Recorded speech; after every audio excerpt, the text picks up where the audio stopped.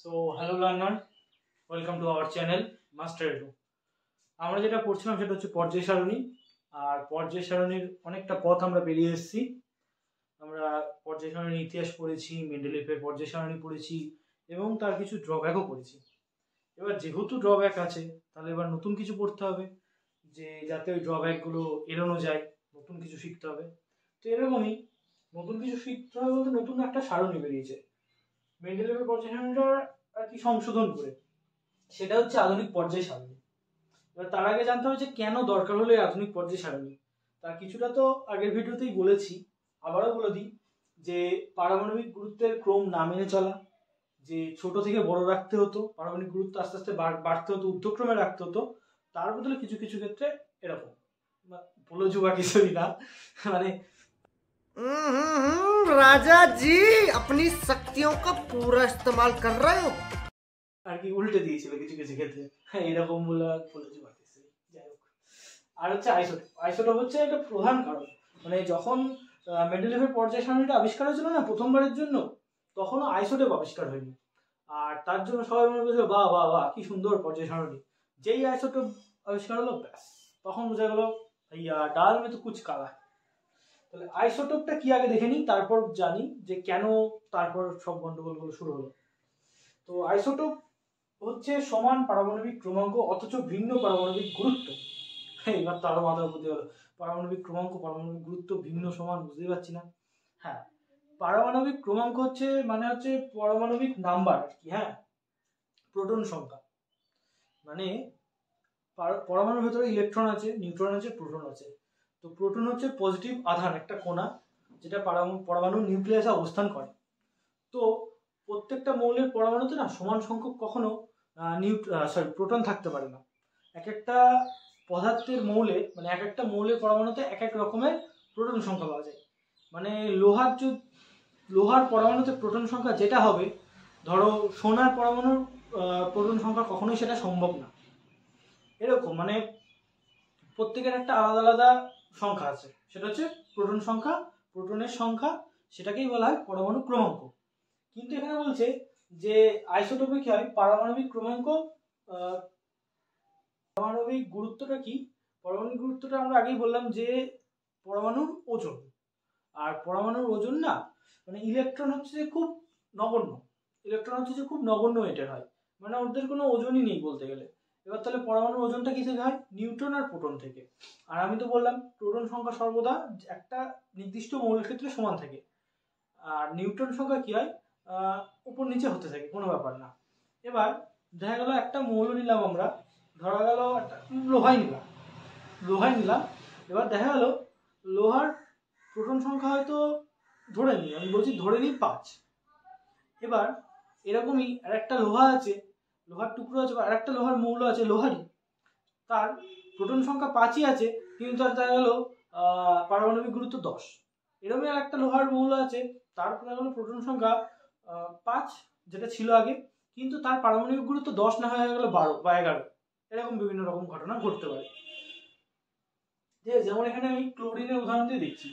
ক্লোরিনের পারমাণবিক সংখ্যা অর্থাৎ পারমাণবিক ক্রমাঙ্ক সমান, ক্লোরিনের পারমাণবিক সংখ্যা কখনো চেঞ্জ হতে পারে না, কিন্তু পরমাণুর ভেতরে নিউক্লিয়াসে নিউট্রন সংখ্যা পার্থক্যের জন্য পরমাণুর গুরুত্বের অর্থাৎ পারমাণবিক ভরের কিন্তু একটা ডিফারেন্স আমরা দেখতে পাই।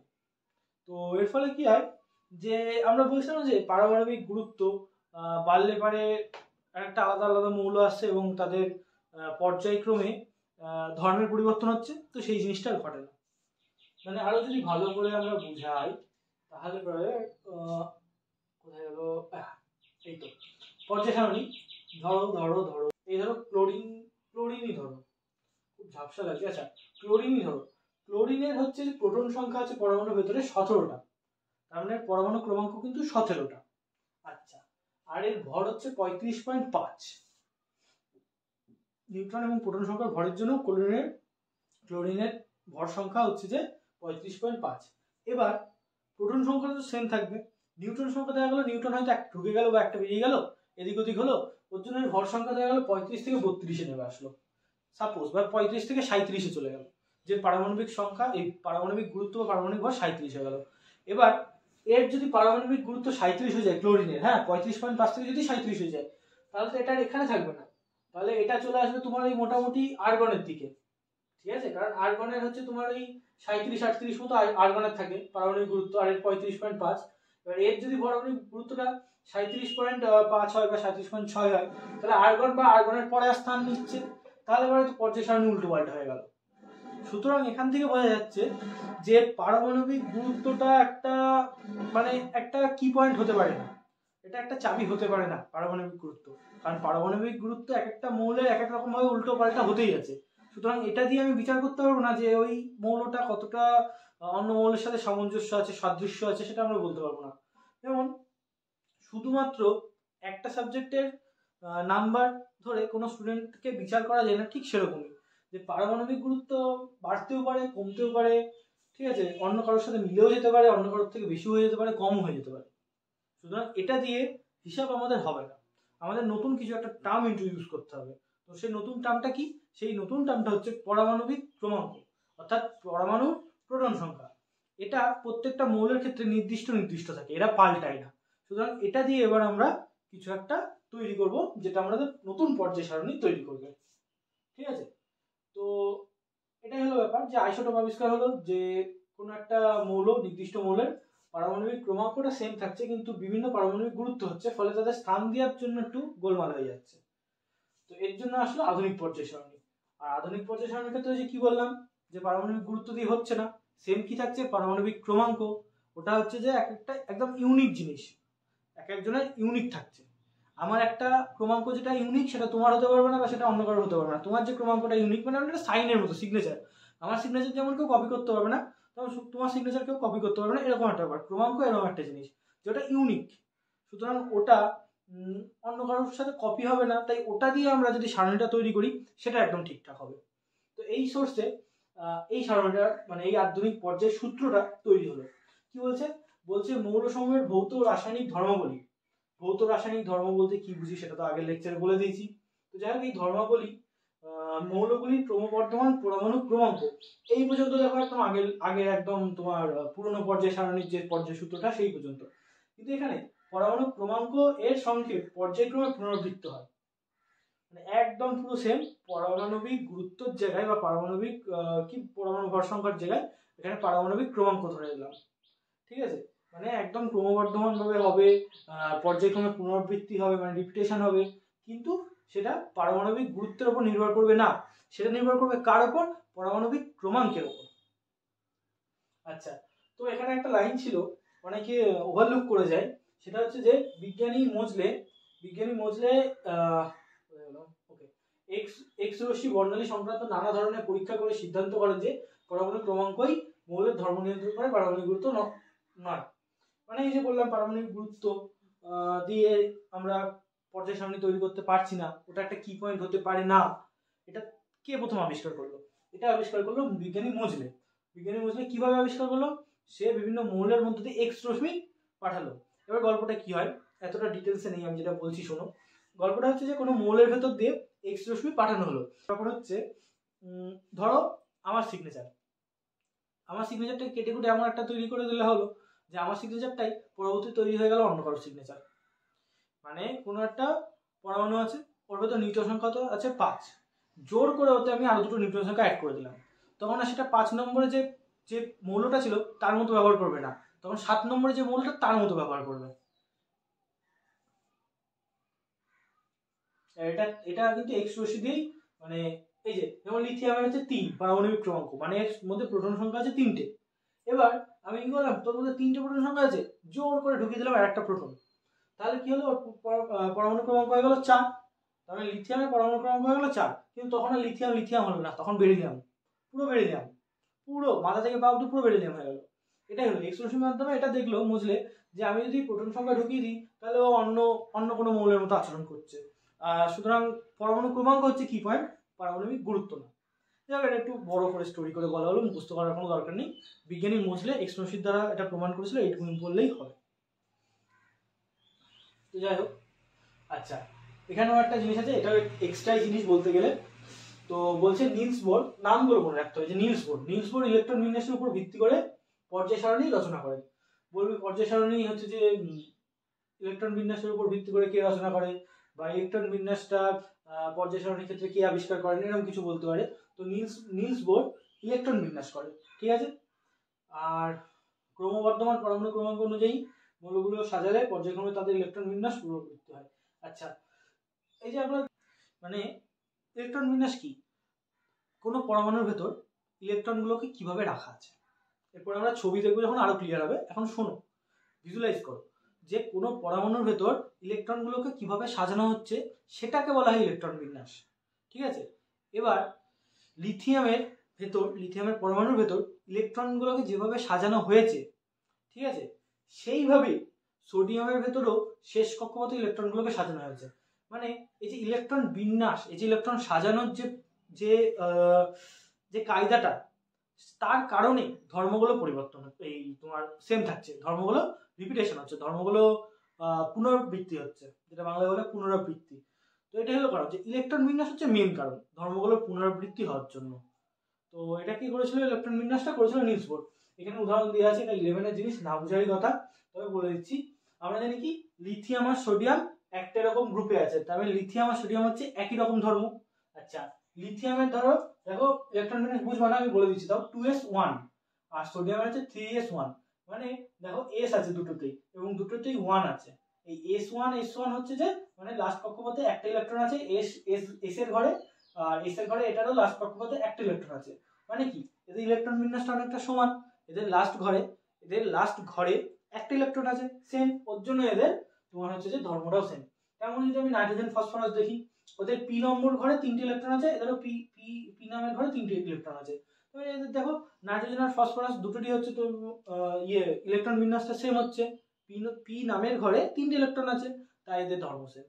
আচ্ছা, এখানে কার্বন সিলিকনের ক্ষেত্রে তাই, পি নামের ঘরে দুটো, পি নামের ঘরে দুটো, তাই কার্বন আর সিলিকনের ধর্ম এক। তেমনি ফ্লুরিন তাই পি ঘরে 5, এটারও পি ঘরে 5, তার মানে এর জন্য ফ্লুরিন আর ক্লোরিনের ধর্ম এক।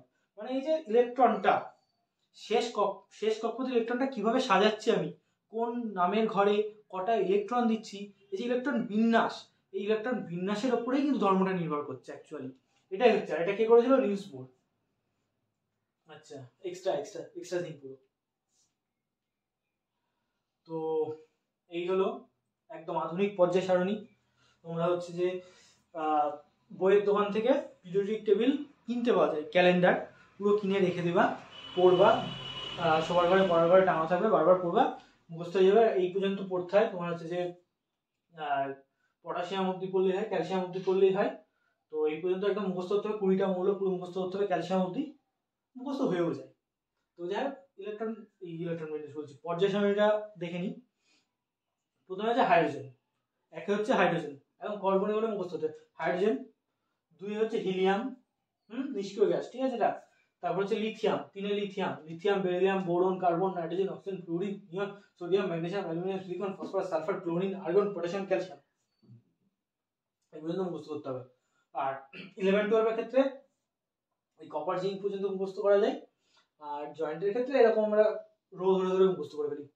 হ্যাঁ, লিথিয়াম, সোডিয়াম, পটাশিয়াম, রুডিয়াম, সিলিয়াম, francium, beryllium, magnesium, calcium, strontium, barium, radium, এভাবে মুখস্থ করি। এদিকে এরকম হিলিয়াম, নিয়ম। আচ্ছা, এখানে এটা কিন্তু মুখস্থ করতে হবে তোমাদের, যে এটা হচ্ছে নিষ্ক্রিয় গ্যাসের রো, মানে নিষ্ক্রিয় গ্যাসের কলম বলে না রো বলে, কলম বলে মনে হয় লম্বাটাকে। যাই হোক, এই লম্বাটা হচ্ছে যে কলমই বলে, কারণ কলম তো এরকম তোলে কলম। এই যে এই লম্বা যেটা, এই ঘরটা হচ্ছে যে পুরোপুরি নিষ্ক্রিয় গ্যাসের ঘর, মানে এখানে সব নিষ্ক্রিয় গ্যাসগুলো আছে। তো নিষ্ক্রিয় গ্যাস কি কি আছে অনেক সময় পরীক্ষায় দেয়। তো এইটা হলো নিষ্ক্রিয় গ্যাস, হিলিয়াম, নিয়ন, আর্গন, ক্রিপ্টন, জেনন, রেডন, এগুলো তো করতে হবে। এই হলো ব্যাপার। তো ঠিক আছে, 20টা অব্দি মুখস্থ করলেই হবে। আর এখানে কিছু কিছু ক্যারেক্টারিস্টিক আছে বলে দিই। এই যে আচ্ছা প্রথমে বলি 7টা, এর আগেও ছিল 7টা পর্যায়ে, এখানেও 7টা পর্যায়ে আছে, 1 2 3 4 5 6 7, ঠিক আছে, এখানে 7টা পর্যায়ে আছে। আচ্ছা, গ্রুপ কটা আছে, গ্রুপ যদি আমি দেখি তাহলে হচ্ছে গ্রুপ অ্যাকচুয়ালি 18টা আছে, ঠিক আছে। এইভাবে যদি বলি 1 2 3 4 5 6 7 8 9 10, 11, 12, 13, 14, 15, 16, 17, 18। কিন্তু এখানে টুইস্ট হচ্ছে সেই 1A 1B 2A 2B পড়েছিলাম না, ওই ব্যাপারটা এখানে আছে। এখানে কেমন ভাবে আছে দেখো, 1A 2A, 1 এর পর কিন্তু 1B ছিল, 1B না 1A 2A, 1A 2 এর পর 3 থেকে কিন্তু B স্টার্ট হচ্ছে, 3B 4B 5B 6B 7B। এইটা কি ছিল, এইটা মনে করো ABC ছিল।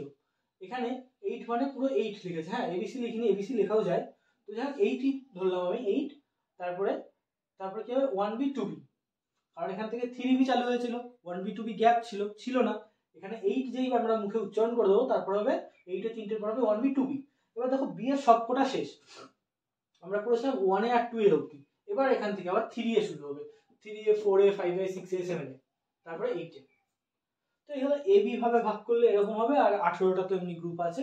তবে কি বললাম, 1A 2A, 1A 2A, দেন 3 স্টার্ট হবে, 3B থেকে স্টার্ট হবে, তাই তো? 3 দেন হ্যাঁ B স্টার্ট হবে, 3B থেকে স্টার্ট হবে, 3B 4B 5B 6B 7B 8 তিনটে, তারপর হচ্ছে 1B 2B, তারপর হয়ে গেল B সব শেষ। আর একে কোথায় ছেড়েছিলাম, একে ছেড়েছিলাম 2A, তাহলে 3A থেকে চালু হবে, 3A 4A 5A 6A 7A। ঠিক আছে, ক্রমটা মুখস্থ করতে হবে, নাহলে হবে না। আচ্ছা মিটে গেল। আর পর্যায় সারণীটা পড়ার জন্য বলে দিই যে ওপরে যে সংখ্যাগুলো দেখছো, এই যে 1, এই যে 3, 4, এই যে সংখ্যাগুলো, এগুলো হচ্ছে পরমাণু ক্রমাঙ্ক বা অ্যাটমিক নাম্বার, পরমাণুর সংখ্যা। আর যেটা লেখা আছে মাঝখানে এটা সিম্বল, মানে এটা কি বলে, এটা যেমন সিম্বল হয় না আমাদের কোনো কিছু চেনার জন্য, তো এটা হলো সিম্বল। Li দিয়ে আমরা জানি লিথিয়াম, বি জানি আমরা বেরিলিয়াম, Na কে লেখা হয় সোডিয়াম। ঠিক আছে, এরকম একটা ব্যাপার। আর নিচে অ্যাটমিক মাসও লেখা আছে। হ্যাঁ, মানে এতক্ষণ যেটা নিয়ে আমরা ভুলভাল ভাবছিলাম যে পারমাণবিক গুরুত্বটাই সব, তো সেই পারমাণবিক গুরুত্ব যেটা আমরা ভুল করে ওটা নিয়ে কাজ করছিলাম, সেই পারমাণবিক গুরুত্বটা তলায় লেখা আছে। ঠিক আছে, তো এই হলো ব্যাপার। আর এখানে কোন কোন রো না কলম সেই আর কি ভুলভাল হয়ে যাচ্ছে, যাক কোন কোন তোমার শ্রেণীতে, শ্রেণী বলা ভালো হবে, কোন কোন শ্রেণীতে যে কি ধরনের মৌল থাকে। এই যে আমরা বললাম না যে একটা শ্রেণীতে যে মৌলগুলো আছে তাদের চরিত্র সমান, তাদের ক্যারেক্টার যেটা সেটা সেম। এবার ক্যারেক্টারটা কি, মানে তারা কি ধরনের, তারা ভালো খারাপ, কতটা ভালো কতটা খারাপ, তারা ফর্সা রোগা কালো মোটা, কিছু তো একটা চরিত্র আছে, মানে কিছু তো একটা গঠন আছে, কিছু একটা ক্যারেক্টারিস্টিক আছে যেটা আমরা আলাদা করছি অন্যান্য গ্রুপের থেকে। তো এবার সেইটা একটু দেখতে হবে। প্রথম যে গ্রুপটা থাকে এই যে 1A, এটাকে আমরা বলি অ্যালকালি মেটাল, মানে ক্ষার ধাতু। ঠিক আছে, এরপরে আছে ক্ষারীয় মৃত্তিকা ধাতু। তারপরে এই যে এটা আছে না, এটা হচ্ছে ট্রানজিশন তোমার মেটাল। আচ্ছা, এগুলো হচ্ছে সন্ধিগত ধাতু, এই মৌল। তারপর এটা হচ্ছে যে তোমার নোবেল গ্যাস বা নিষ্ক্রিয় গ্যাস। তারপরে এটা হচ্ছে যে তোমার হ্যালোজেন, এটা হচ্ছে যে হ্যালোজেন মৌল। আর তোমার এটাকে নিকোটোজেন বলে, পড়তে হবে না, আসবে না। এটা হ্যালোজেন মনে রাখবা, ফ্লুরিন ক্লোরিন ব্রোমিন আয়োডিন, এগুলো হচ্ছে হ্যালোজেন। এটা হচ্ছে নিষ্ক্রিয় গ্যাস বা নিষ্ক্রিয় মৌল। এটা হচ্ছে যে ক্ষার ধাতু, এটা হচ্ছে ক্ষারীয় মৃত্তিকা ধাতু। আর মাঝখানে এগুলো হচ্ছে যে তোমার সন্ধিগত মৌল। এবার এখানে আমি এতক্ষণ ধরে এত এইগুলো বললাম, কিন্তু তলার জিনিসটা বলিনি। আসলে এর ভেতরে এই যে এই দুটো ঘর দেখতে পাচ্ছ, এখানে কোনো কিছু চিহ্ন নেই, যে সিম্বলটা বলছিলাম সেই সিম্বলটা কিন্তু এখানে নেই এই দুটো জায়গায়। আসলে এই যে এইটুকুনি ঘর আছে না, এই সিম্বলে এইটুকুনি ঘরের ভেতর এইগুলোকে রেখে দিয়েছে ওরা। মানে কি হবে, জায়গা হচ্ছিল না। বা এই যে তুমি দেখছো এলে 57 নম্বর এলে থেকে তোমার 71 নম্বর এলু, লালু, কুকুরের নাম লালু, 57 থেকে 71, এই যে এই পুরো যে দাগটা, এই পুরো যে এখানে পর্যায়টা অ্যাকচুয়ালি না এটা, কারণ এই সিরিজটা পুরোপুরি এই একটা ঘরের মধ্যে যাবে। এদের সব চরিত্র সমান এবং পুরোপুরি সমান। তার জন্য কি হয়, 57 থেকে 71 একটা ঘরে ঢুকিয়ে দেওয়া হচ্ছে। এদেরকে বলা হয় ল্যান্থানাইট মৌল, এলএ ফর ল্যান্থানাইট মনে রাখবা। আর তার নিচে এই যে এই ঘরটা ফাঁকা আছে, এটা দেখো তোমার হচ্ছে যে 89 থেকে আছে 103 মনে হয়, হ্যাঁ 103, 89 থেকে 103 এসি থেকে তোমার হচ্ছে এসি থেকে এইটাও কিন্তু একটা ঘরে রাখা হয়েছে, এই যে ফাঁকা ঘরটায়। ঠিক আছে, এদেরকে বলা হয় অ্যাক্টিনয়েড মৌল, এসি অ্যাক্টিনয়েড। আর তোমার এলএ ল্যান্থানাইট। ঠিক আছে, এটা হচ্ছে তোমার 57 থেকে 71, আর এটা হচ্ছে তোমার 89 থেকে 103 মানে 103। এটাও মুখস্থ করতে হবে যে ল্যান্থানাইট মৌল শুরু কত থেকে কত, বা ল্যান্থানাইট মৌলের প্রথম মৌলটা কি বা শেষ মৌলটা কি, যেমন ল্যান্থানাম এটা হচ্ছে তোমার লুটেশিয়াম মনে হয় যত সব, আর অ্যাক্টিনয়েড হচ্ছে যে অ্যাক্টিনিয়াম আর হচ্ছে লরেন্সিয়াম, এরকম 89 আছে, 103 আছে, এইগুলো বইয়েও লেখা আছে। তো এটা কত থেকে শুরু হচ্ছে কত গিয়ে শেষ হচ্ছে, প্রথমটার নাম শেষটার নাম, এটারও প্রথমটার নাম শেষটার নাম, এবং এটা কোন গ্রুপে আছে, ঠিক আছে 3B কোন গ্রুপে আছে সেটাও, এবং কোন পর্যায়ে আছে, কোন পর্যায়ে আছে 1 2 3 4 5 6 7, 6 আর 7 নম্বর, 6 আছে ল্যান্থানাইট, 7 আছে অ্যাক্টিনয়েড, ঠিক আছে। এই হলো ব্যাপার। এই পুরো পর্যায় সারণীটা ভালো করে বারবার চোখ বোলাতে হবে, তার জন্য পর্যায় সারণী বড় করে কিনে ঘরে রেখে দিলে বারবার চোখ বোলাতে বোলাতে পুরো মুখস্থ হয়ে যাবে বিষয়টা, কিছুই না। তাহলে কি কি বললাম আমরা, গ্রুপ 18টা, এদেরকে যদি A B করে ভাগ করি তাহলে 1 A 2 A তারপর B শুরু হয়, 8 A B C কিছু নেই, 8 পরপর 3টে, দিয়ে আবার 1B 2B হয়ে যে B শেষ হয়ে গেল সব, তখন আবার 3A থেকে শুরু হয়, দিয়ে 8 পর্যন্ত আছে। এটা হলো যে ক্ষারীয় ধাতু, এটা ক্ষারীয় মৃত্তিকা ধাতু, এটা সন্ধিগত মৌল, এটা হচ্ছে যে হ্যালোজেন, এটা হচ্ছে নোবেল গ্যাস। তারপরে এখানে দুটো জায়গা ফাঁকা আছে, 57 থেকে 71 আর 89 থেকে 83, 57 থেকে 71 আছে তোমার এলএ থেকে এলইউ, আর ওটাতে আছে এসি থেকে তোমার এলআর মানে লরেন্সিয়াম, এটাকে বলে ল্যান্থানাইট, এটাকে বলে অ্যাক্টিনাইট। ব্যাস এই তো ব্যাপার, এই তো ব্যাপার। ওকে, এবার যেটা হয় যে পর্যায়ে তোমার পরমাণুটা দেখতে কেমন হয়, এতক্ষণ যে আমরা বলছিলাম যে ইলেকট্রন প্রোটন নিউট্রন দেখতে কেমন হয়, দেখতে হয় অনেকটা ছোটবেলা থেকে আমরা পড়েছি সৌরজগৎ, ঠিক আছে, আমাদের কটা গ্রহ, সূর্য কেন্দ্র থাকে, পৃথিবী মঙ্গল বুধ শুক্র এরা সব চারপাশে ঘোরে, এরকম একটা আমার ইমাজিন কিন্তু আছে ছোটবেলা থেকে। ঠিক ঠিক একদম একই রকম দেখতে হয় তোমার পরমাণু। এইটা হলো একটা পরমাণু, মাঝখানে একটা গোল থাকে, গোলটা বেশ ভালো মোটা দেখতে পাচ্ছ, ঠিক আছে। এর ভেতরে আছে নিউট্রন এবং প্রোটন, প্রোটনের চার্জ হয় কি প্লাস, আমি মুখে বলছি, এগুলো খাতায় লিখতে পারো।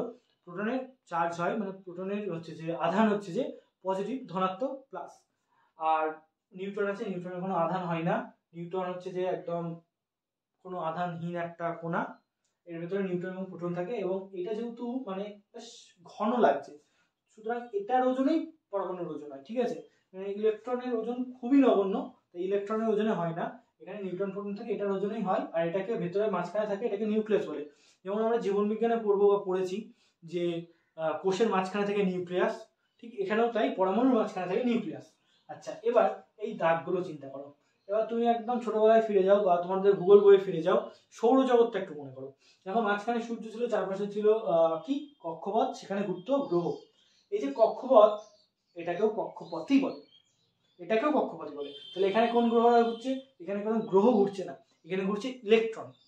ইলেকট্রন কোথায় থাকে, ইলেকট্রনের চার্জ হচ্ছে নেগেটিভ, আমরা পজিটিভ দিলাম, প্রোটন রাখলাম, নেগেটিভ যদি না রাখি তাহলে সবকিছু প্লাস হয়ে যাবে, সুতরাং আমাদের নেগেটিভটাও রাখতে হবে। নেগেটিভ হচ্ছে ইলেকট্রন, তারা খুবই ক্ষুদ্র কণা হয়, এদের কোনো ওজন থাকে না বললেই চলে, এরা এই কক্ষপথে থাকে। এবার এখানে আমি 3টে কক্ষপথ দেখিয়েছি, এর থেকে বেশি হতে পারে কম হতে পারে। আর এই যে কক্ষপথের নামকরণ হয়, হ্যাঁ, এই যে তোমার নিউক্লিয়াসের কাছের যে কক্ষপথটা আছে সেটা হচ্ছে কে, তারপরে যেটা আছে সেটা হচ্ছে এল, তারপরে যেটা আছে সেটা হচ্ছে এম, এইভাবে নামকরণ হয়, কে থেকে শুরু হয়, কে এল এম এন, এইভাবে নামকরণ হয় কক্ষপথগুলোর। আর এই কক্ষপথে ইলেকট্রন থাকে বললামই, কিন্তু এই কক্ষপথে ইলেকট্রন রাখার কিছু নিয়ম আছে, সেটা যদি এই এই আয়োডিন সরি এই আয়োডিনের যদি জুম করি দেখতে পাবা, ওকে এর থেকে বড় করা যাচ্ছে না, গোনো প্রথম কক্ষপথে কটা আছে, দুটো, তারপরে কক্ষপথে কটা আছে 1 2 3 4 5 6 7 8, 2 এর পরে আছে 8। তো এরকম করে করে হয়, প্রথমে আছে দুটো, তারপরে আছে 8টা, তারপরে আছে 18টা, এইভাবে হয়। এবার তুমি একটা কথা মনে করো যে আমার তো এতগুলো ইলেকট্রন সাজাতে হবে, তাহলে আমি প্রথম কক্ষপথে একটু বেশি করে ঢুকিয়ে দিতাম, কি আছে, কিন্তু সেটা হয় না। তার একটা ফিজিক্যাল কারণ আছে, যে প্রথম কক্ষপথটা দেখো ছোট, আর এদের আধান তো ঋণাত্মক হয়, সুতরাং যদি প্রথমে ছোট কক্ষপথে যদি 3-4টে ইলেকট্রন ঢুকিয়ে দিই তাহলে একে অপরের সাথে বিকর্ষণ করবে, সম্ভব না, একে অপরের সাথে থাকতে পারবে না। এটা বড় হলে বুঝবার দরকার নেই, কিন্তু মেন কথা এটাই, প্রথমে দুটো, তারপর 8টা, তারপর 18টা, এইভাবে সাজানো হয়। এটা হলো সাজানো, ইলেকট্রন বিন্যাসটা অ্যাকচুয়ালি কেমন হতে পারে সেটা বলে দিলাম। আর পরমাণু তো বললাম এরকম হয়।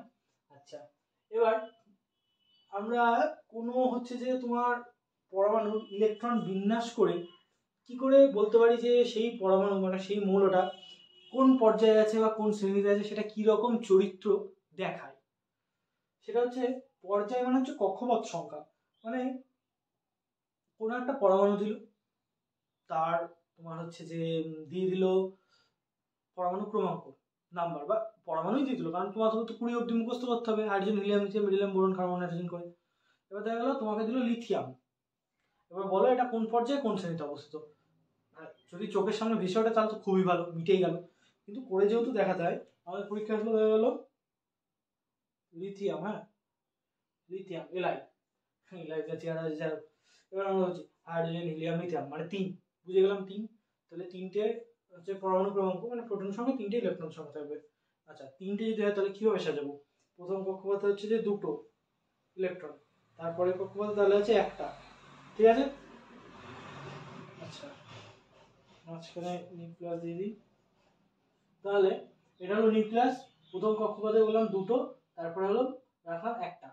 তাহলে এবারে দেখো, তাহলে টোটাল কক্ষপথ কটা হলো, কক্ষপথ হলো টোটাল 2টো, আর লাস্ট কক্ষপথে ইলেকট্রন সংখ্যা কত হলো, লাস্ট কক্ষপথে ইলেকট্রন সংখ্যা হলো 1। তার মানে এটা লাস্ট কক্ষপথ সংখ্যা অর্থাৎ 2, এটা হলো 2 নম্বর পর্যায়ে থাকবে, এবং লাস্ট কক্ষপথে ইলেকট্রন সংখ্যা 1 অর্থাৎ 1 নম্বর শ্রেণীতে থাকবে, অর্থাৎ 1 নম্বর শ্রেণীতে থাকবে।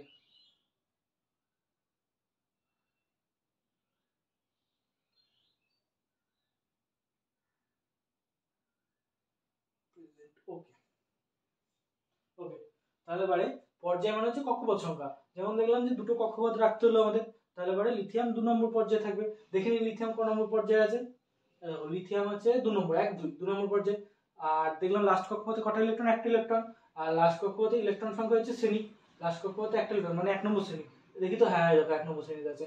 তেমনই যদি আমি ধরি, ধরো বোরন, বোরন আছে 5-এ, ঠিক আছে 5-এ, তাহলে নিউক্লিয়াস আঁকলাম, তারপরে আঁকলাম একটা গোল, প্রথম কক্ষপথ 2টো, ঠিক আছে, বাকি থাকলো কটা, বাকি থাকলো হচ্ছে তোমার 5, তো বোরনে ভালো করে দেখে নাও 5, তাহলে বাকি থাকলো তোমার হচ্ছে 3টে, তারপরে আরেকটা কক্ষপথ আঁকলাম, সেখানে দিলাম 3টে ইলেকট্রন। তাহলে এখানটাই টুইস্ট আছে, এখানটায় তাহলে 2টো আমাদের কক্ষপথ হলো, 2টো কক্ষপথ মানে আমাদের হচ্ছে পর্যায় 2 নম্বর পর্যায়। আচ্ছা এবং বোরন 2 নম্বর পর্যায়, আর লাস্ট যে তোমার ইয়েটা ইলেকট্রন সংখ্যা, লাস্ট কক্ষপথে ইলেকট্রন সংখ্যা কত করলাম 3, কারণ প্রথমে 2 গেছে, পরে 3 5, এবার 3 যদি হয় তাহলে শ্রেণী কত নম্বর শ্রেণীতে হওয়ার কথা, 3 নম্বর শ্রেণীতে। এইবার এখানে দেখো 3 নম্বর শ্রেণীতে তো বাবা নেই বোরন, কত আছে 13 নম্বর শ্রেণীতে, কারণ 2 এর যে ইলেকট্রন সংখ্যা বেশি হয়ে যাবে না, তখন সেক্ষেত্রে 10 যোগ হবে, 2 এর বেশি ইলেকট্রন সংখ্যা হয়ে গেলে সেক্ষেত্রে 10 যোগ হবে, কারণ আমরা তো ক্যালসিয়াম অবধি পড়বো, আমরা 20 অবধি পড়বো, 20 বেশি আমরা পড়বো না। 20 মধ্যে যদি পড়ি, দেখো 2টোর পরে আর কোনো এইখানে দেখো কোনো মৌল নেই, বুঝেছো, কোনো মৌল নেই। এরপর 1 2 3 4 5 6 7 8 9 10, 10টার পরে কি আবার মৌল আছে, তাই 2 যেই হয়ে যাবে, 2 যেই হয়ে যাবে, তারপরে যদি 3টে থাকে লাস্ট কক্ষপথে, বা 4টে থাকে, বা 5টে থাকে, মানে 2 এর বেশি যদি ইলেকট্রন থাকে, সেক্ষেত্রে আমাদের 10 যোগ করে দেবো, ঠিক আছে, এখানে দেওয়া আছে। এই যে পর্যায় কক্ষপথ সংখ্যা মানে পর্যায়, ঠিক আছে, ভালো কথা। আর লাস্টে ইলেকট্রন সংখ্যা, লাস্ট কক্ষপথে ইলেকট্রন সংখ্যা মানে শ্রেণী, খুব ভালো কথা। কিন্তু এটা মানে আলাদা, কিন্তু যদি 2 এর বেশি হয় লাস্ট কক্ষপথে ইলেকট্রন সংখ্যা, তখন সেক্ষেত্রে 10টা আমাদের যোগ করে নিতে হবে, এটাই হলো ব্যাপার। তাহলে এবারে এটা হলো যে লাস্ট কক্ষপথে ইলেকট্রন সংখ্যা, কিন্তু যদি 2 এর বেশি হয় ইলেকট্রন সংখ্যা, এই যে গ্রেটার দ্যান 2 লিখে দিয়েছি, যদি 2 এর বেশি হয় ইলেকট্রন সংখ্যা, লাস্ট কক্ষপথে ইলেকট্রন সংখ্যা, সেক্ষেত্রে 10 যোগ ইলেকট্রন সংখ্যা করতে হবে, ঠিক আছে। দেখা গেল আমি কার্বন করলাম, হ্যাঁ, hydrogen helium lithium beryllium boron carbon 6, আচ্ছা 6, তাহলে প্রথম কক্ষপথ হয় 2টো, তাহলে বাকি থাকলো কত 4, তারপরে কক্ষপথে 4টে আমি আরামসে দিয়ে দেবো।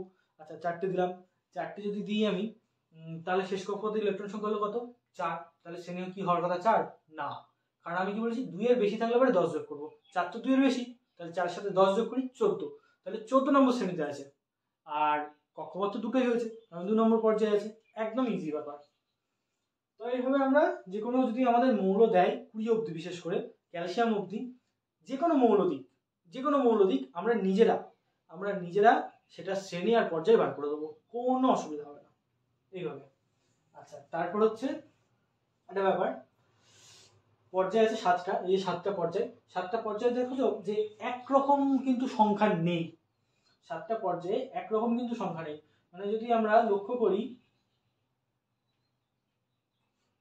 প্রথম পর্যায়ে দেখো দুটো আছে, তারপরে পর্যায়ে যদি লক্ষ্য করো 8টা আছে, 1 2 3 4 5 6 7 8, হ্যাঁ 8টা মৌল আছে। তারপর একটা তো 8টা মৌল আছে, তারপরে আবার 18টা করে আছে।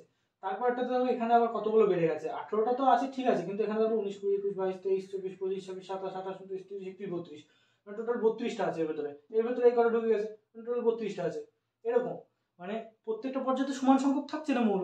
এবার তাহলে কোন কোন পর্যায়ে কত সংখ্যক মৌল থাকছে এবং সেই অনুযায়ী সেই পর্যায়ের কি নাম সেটা মুখস্থ করতে হবে। সেটা একটা ছক বইয়ে দেওয়া আছে। প্রথম যে পর্যায়টা সেটাতে মৌলের সংখ্যা দুটো, হাইড্রোজেন থেকে হিলিয়াম, এটাকে বলা হয় অতি রস পর্যায়। রস মানে কম, রস মানে ভয়টা ফেলা আর কি। আচ্ছা, তারপরে দ্বিতীয় পর্যায়, এটা হলো প্রথম রস পর্যায়, এটাতে আছে 8টা, লিথিয়াম থেকে নিয়ন। তারপরে আছে তৃতীয় পর্যায়টা হচ্ছে দ্বিতীয় রস পর্যায়, এটাতে আছে 8টা, এটা সোডিয়াম থেকে আর্গন। তারপর এটা হচ্ছে চতুর্থ হচ্ছে প্রথম দীর্ঘ পর্যায়ে 18টা। তারপর হচ্ছে পঞ্চমটা হচ্ছে দ্বিতীয় দীর্ঘ পর্যায়ে 18টা। আর ষষ্ঠটা হচ্ছে যে তোমার অতি দীর্ঘ পর্যায়ে, এখানে আছে 32টা। আর সপ্তম, এখানে যেটা দেখবে একটু আলাদা, সেখান থেকে পরীক্ষা প্রশ্ন আসে। তো সপ্তমটা দেখো অসম্পূর্ণ পর্যায়, এখানে কিন্তু এখনো দিন দিন মৌল আবিষ্কার হচ্ছে। বললামই যত দিন যাচ্ছে একটা একটা নতুন নতুন মৌল প্রত্যেক বছরই হয়তো দেখা গেল আবিষ্কার হচ্ছে, আর সেখানে কিন্তু রাখা হচ্ছে। তো এই যে সপ্তম যে পর্যায়টা আছে সেটা কিন্তু একটা অসম্পূর্ণ পর্যায়, এখানে কিন্তু এখনো মৌল রাখা হচ্ছে, এখনো কিন্তু সম্পূর্ণতা পায়নি। ঠিক আছে, এইটা ফ্রাকশন থেকে শুরু হয়, তো এটা একটা পর্যায়। তো এই যে 7টা পর্যায়ের নাম, 7টা পর্যায়ে কটা মৌল আছে, এগুলো কিন্তু পড়তে হবে। মিটলো, ভালো কথা। এবার বিশেষ মৌলের অবস্থান। এটা আগে একটুখানি বলে দিচ্ছি যে কোনটা ক্ষার ধাতু, কোনটা ক্ষারীয় মৃত্তিকা ধাতু। তো সেই সম্পর্কে আর একটু বলে দিই যে গ্রুপ 1 মানে একদম 1 নম্বর যেটা আছে, হাইড্রোজেন, লিথিয়াম, সোডিয়াম, মনে পড়ছে? পাশে একটা পর্যায় সারণী নিলেও সুবিধা হবে। পর্যায় সারণীটা দেখবা আর এই থিওরিটা পড়বা, আমার কথা শুনবা, সুবিধা হবে। তো সারণীতে গ্রুপ 1 তে এবং দীর্ঘ পর্যায় সারণীতে গ্রুপ 1 অবস্থিত, এখান থেকে বলছি, এখান থেকে। আচ্ছা, বলা হচ্ছে ক্ষার ধাতু কোনটা? মেন্ডেলিভ পর্যায় সারণীতে গ্রুপ 1 এবং দীর্ঘ পর্যায় সারণী। মেন্ডেলিভ পর্যায় সারণী মানে আগের যে পর্যায় সারণী, এবং দীর্ঘ পর্যায় সারণী মানে আধুনিক যে পর্যায় সারণী। সেটাতে গ্রুপ 1 এ অবস্থিত লিথিয়াম, সোডিয়াম, পটাশিয়াম, রুবিডিয়াম, সিলিয়াম, ফ্রান্সিয়াম, মানে একদম এখানে ছিল যে গ্রুপটা। তো এই ধাতুগুলোকে বলা হয় ক্ষার ধাতু। ধাতুগুলি সাধারণ উষ্ণতায় জলের সাথে সরাসরি তীব্র বিক্রিয়া করে ক্ষার উৎপন্ন করে। আচ্ছা, এগুলো হচ্ছে জলের সাথে বিক্রিয়া করে ক্ষার উৎপন্ন করে, ওর জন্য এগুলোর নাম ক্ষার ধাতু। ঠিক আছে, ক্ষার মানে কি বলতো? ক্ষার মানে চুন কিন্তু ক্ষার, বেকিং সোডা কিন্তু ক্ষার, মানে এরা অ্যাসিডটাকে না দমন করে। অনেক সময় আছে, জানি না এখন আর করে কিনা, কারণ এখন তো নানা রকম ওষুধ বেরিয়ে গেছে, ইনোটিনও বেরিয়ে গেছে। আগেকার লোকে এরকম ছিল যে মানে কিছু খেয়ে ফেলেছে, অ্যাসিডিটি হয়ে গেছে, কি করবে? একটু বেকিং সোডা বার করে বেকিং সোডা জল দিয়ে খেয়ে নিল, বা বেকিং সোডা খেয়ে নিল। তাহলে অ্যাসিড ক্ষারকে দমন করে, ক্ষার অ্যাসিডকে দমন করে, মানে অনেকটা ওই রাক্ষসদের মতো। ঠিক আছে, অ্যাসিডকে মারে ক্ষার, ক্ষারকে মারে অ্যাসিড, একে অপরের সাথে সবসময় যুদ্ধ চালায়। তো এটাই, কোনোদিন অ্যাসিড হলো, অ্যাসিডিটি হলো, কি করলো? একটু বেকিং সোডা নিয়ে খেয়ে নিল, ওটা ক্ষার। তো এটা হলো ব্যাপার, ক্ষার হচ্ছে এরকম একটা ব্যাপার। তো যাই হোক, এগুলো ক্ষার, জলের সাথে বিক্রিয়া এটা ক্ষার উৎপন্ন করে, এটাকে বলা হয় ক্ষার ধাতু। এর পরেরটা আছে ক্ষারীয় মৃত্তিকা ধাতু। ঠিক আছে, ওটা কি আছে? ওটা হচ্ছে গ্রুপ 2 এ, এবং দীর্ঘ পর্যায় সারণী যেটাকে আমরা গ্রুপ 2 বলি, সেটাতে আছে মানে এই 1 এর পরেই ছিল বেরিলিয়াম, ম্যাগনেসিয়াম, ক্যালসিয়াম, স্ট্রোনসিয়াম, বেরিয়াম। ঠিক আছে, এই ধাতুগুলিকে বলা হয় ক্ষারীয় মৃত্তিকা ধাতু। ধাতুগুলি অক্সাইড জলের সাথে বিক্রিয়া করে ক্ষার উৎপন্ন করে। আচ্ছা, এর আগেরটা কি বললাম? ক্ষার ধাতু জলের সাথে বিক্রিয়া করে ক্ষার উৎপন্ন করে। আর ক্ষারীয় মৃত্তিকা ধাতু অক্সাইড গুলো জলের সাথে বিক্রিয়া করে, মানে ক্ষার ধাতু জলের সাথে বিক্রিয়া করে ক্ষার উৎপন্ন করে, আর ক্ষারীয় মৃত্তিকা ধাতু অক্সাইড গুলো জলের সাথে বিক্রিয়া করে তোমার হচ্ছে যে ক্ষার উৎপন্ন করে। এই হলো ব্যাপার। ওকে, দেন আমরা হ্যালোজেন পড়বো। হ্যালোজেন মনে করো একদম এই ডান পাশে ছিল, ডান পাশে একদম এই জায়গাটা পড়েছিল হ্যালোজেন। ঠিক আছে, মানে লাস্টের আগের শ্রেণীটা।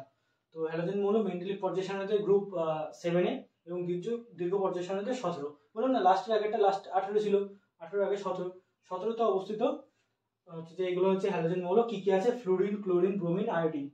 ঠিক আছে, আর এটা হচ্ছে তোমার হ্যালোজেন মৌল হচ্ছে সবসময় সমুদ্রের জলে মিশ্রিত অবস্থায় পাওয়া যায়। ঠিক আছে, মানে এইগুলো পাওয়া যায় সমুদ্র জল থেকে।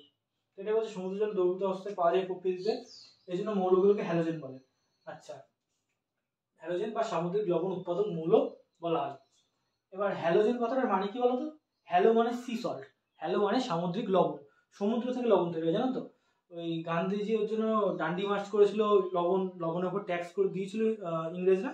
তার জন্য কিন্তু গান্ধীজি নিজে সমুদ্র, যতদূর সম্ভব গুজরাটে অনেক কাছ বলে জায়গাটা মনে হয় যতদূর সম্ভব, ওখানে গিয়ে ডান্ডি অভিযান মানে শেষ করে ওখান থেকে সমুদ্রের জল তুলে উনুনে করে লবণ বানিয়ে, প্রথম কথা তো মানে অনেকদিন খায়নি, তো তখন ওই উপোসটা ভঙ্গ করে লবণ মুখে দিয়ে, তো এটা হলো যাই। তো এখান থেকে বোঝা যায় সমুদ্রে গেছিল, গিয়ে উনুনে করে তখন লবণ তৈরি করেছিল, মানে বোঝা যাচ্ছে যে সমুদ্র থেকে লবণ উৎপাদন হয়। এবং এখনো ফ্যাক্টরি দেখবা তুমি, মানে যদি ফ্যাক্টরি সার্চ করো গুগলে, তো ওটা সমুদ্রের আশেপাশে এরিয়ায় থাকে, সমুদ্র থেকে সমুদ্রের জল দ্বারা লবণ তৈরি করা। এবং সমুদ্রে যখন কখনো বেড়াতে যাও, হট করে দেখা গেলো সমুদ্রে ঝাপাঝাপি করছো, যদি পেটে জল যায়, মুখে জল যায়, তোমার নোনতা লাগে।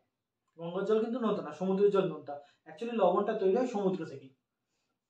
তো যাই হোক, হ্যালো কথার অর্থ সি সল্ট, মানে সামুদ্রিক লবণ। আর হ্যালো জেন কথাটা এসেছে জেনন থেকে, যার অর্থ প্রডিউসার, মানে সিনেমার প্রডিউসার না, অ্যাকচুয়ালি সিনেমার প্রডিউসারও বলতে পারো, মানে কোনো কিছু একটা প্রডিউস করছে, কোনো কিছু একটা উৎপাদন করছে, কোনো কিছু একটা তৈরি করছে, প্রডিউসার। তো জেনন কথা মানে এটা, এই হ্যালো জেনন থেকে হ্যালো জেন শব্দটা এসছে।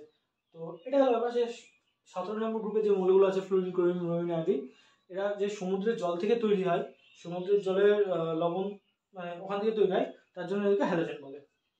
আচ্ছা, দেন আছে নিষ্ক্রিয় গ্যাস। এটা সম্বন্ধে তো আলাদা করে কিছু বলতেই হবে না, মেন্ডেলিফের সময় এই গ্যাসের কোনো অস্তিত্ব ছিল না। আর দীর্ঘ পর্যায় সারণীতে হচ্ছে যে এগুলোকে গ্রুপ 18-এ বসানো হয়েছে। আর তারপরে যেটা আছে সেটা হচ্ছে একদম বড়, এখানে যে ছকটা ছিল এরকম জায়গা করে পর্যায় সারণীতে ওইটার কথা, মানে সন্ধিগত মৌলের কথা। পর্যায় সারণীতে চতুর্থ পর্যায়ে অবস্থিত স্ক্যান্ডিয়াম থেকে কপার অর্থাৎ 29 পর্যন্ত 9টি মৌল, এবং পঞ্চম, মানে সোজা কথা বলতে গেলে এই এখানে তোমার এই 21 নম্বর স্ক্যান্ডিয়াম থেকে এখানে তোমার হচ্ছে যে এই যে এখানে কপার, জিঙ্ক যাবে না, কপার, স্ক্যান্ডিয়াম থেকে কপার, ইট্রিয়াম থেকে তোমার হচ্ছে যে সিলভার, তো হ্যাঁ সিলভার, আর এখানে আছে হাফনিয়াম থেকে মনে হয় গোল্ড। এইগুলো হচ্ছে যে এগুলো তোমার সব সন্ধিগত মৌল। এটাই বলছে পর্যায় সারণীর চতুর্থ পর্যায়ে স্ক্যান্ডিয়াম থেকে কপার বললাম, তারপর পঞ্চম ইট্রিয়াম থেকে হচ্ছে যে তোমার সিলভার, তারপরে তোমার এগুলো হচ্ছে ট্রানজিশন এলিমেন্ট। অনুরূপে পরবর্তী পর্যায়গুলোকেও সন্ধিগত মৌল অবস্থিত। এই মৌলগুলি সবচেয়ে বাইরের দুটি কক্ষ ইলেকট্রন দ্বারা পরিপূর্ণ থাকে না। এটা কিন্তু আন্ডারলাইন করবা, লিখে নেবা, নোট করবা যে মৌলগুলি সবচেয়ে বাইরের দুটি কক্ষ ইলেকট্রন দ্বারা কিন্তু পরিপূর্ণ থাকবে না সন্ধিগত মৌলের ক্ষেত্রে। আচ্ছা, মিটে গেল। এবার হচ্ছে তোমার ইউরেনিয়ামোত্তর মৌল, ঠিক আছে, বাংলাও কি, হ্যাঁ ইউরেনিয়ামোত্তর মৌল।